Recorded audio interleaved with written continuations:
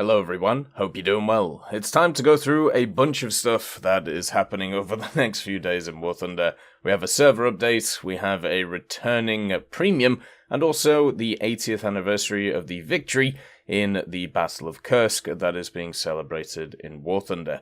Basically, you can get yourself a decal and a decoration in this setup, and basically from the 23rd of August until the 25th of August, all you have to do is play 3 battles using USSR ground vehicles with 70% activity, rank 3 and higher, so you can actually do this alongside the event, and you can get yourself the Vehicles of Victory SU-152 decal, which is quite nice. I'm hoping at some point we get the SU or the ISU, whichever one it is, with the big old gun. I think it's called like the B-10 or something like that, and it's just a fantastic piece of engineering, and I would love to see it in War Thunder, and this decal's really nice as well. If you win 5 battles though, under the same terms, with the USSR ground vehicles, you'll get yourself a Molotov cocktail decoration, which looks really nice. It's basically just a wooden box with, well, a bunch of Molotov cocktails in it, so you can stick that on your vehicle. I don't know if they jingle around, that would be quite nice,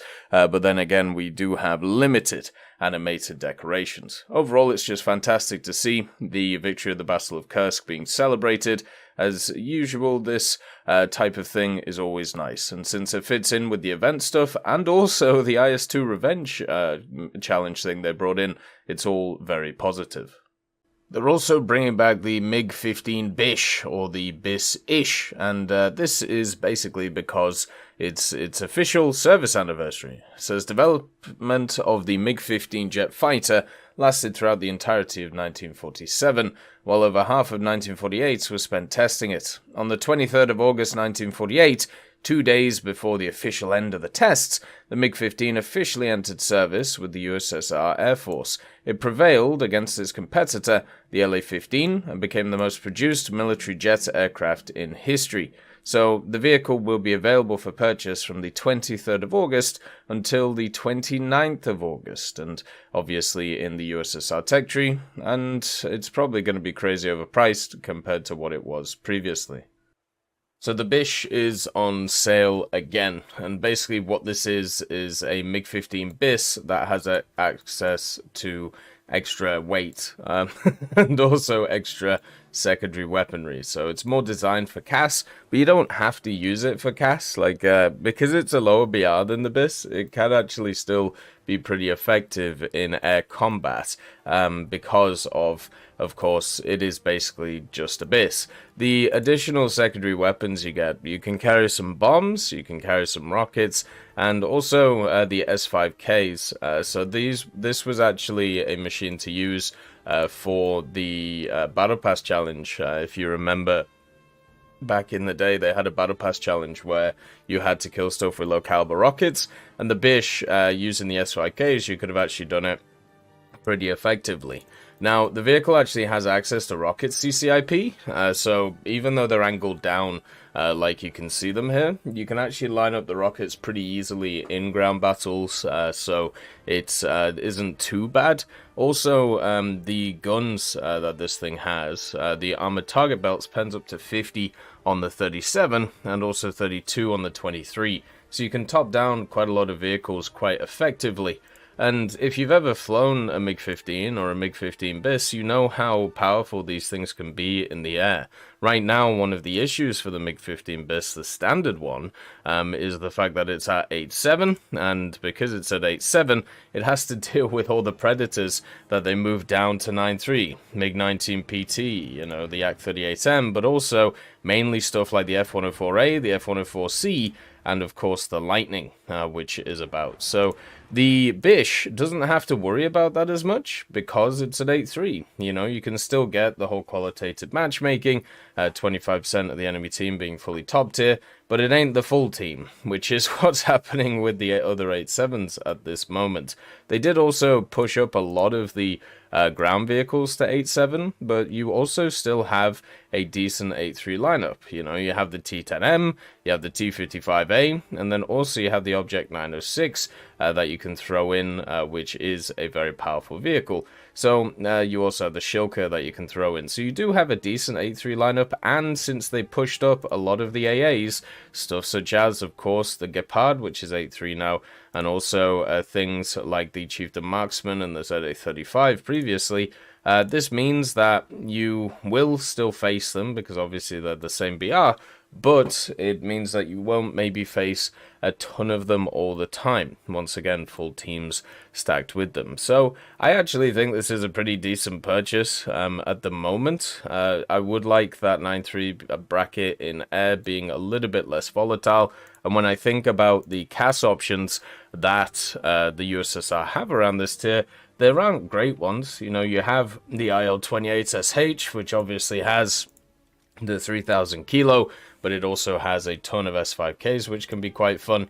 And then you have the standard IL-28s, and then everything else, I mean, it's just like, you know, it's just fighters or moved up to 8-7, which is most of these. And then, of course, the standard MiG-15, which does have two 250s, but that's nowhere near as good as the BISH, which can even carry 4 of those things, or the 500s. So if you're looking for a CAS option, I actually don't think this one's that bad. And also, it can dogfight very effectively.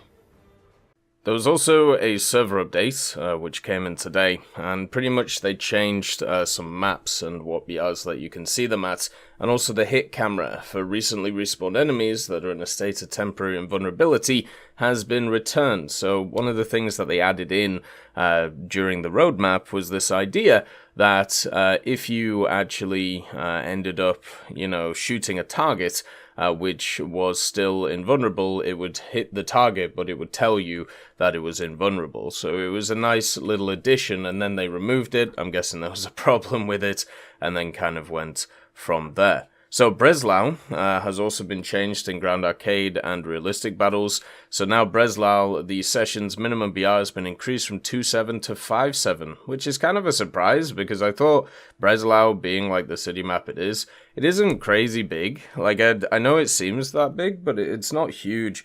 The main thing is you could probably condense it and make it just like kind of the city, put 3 points in there, and then make that like a lower tier map, especially in arcade. I think that would be kind of cool, but I'm guessing they just decided not to. And then Mozdok, they've temporarily disabled all missions except for Domination 1 Mozdok so that they can accept the map preference data for this specific mission.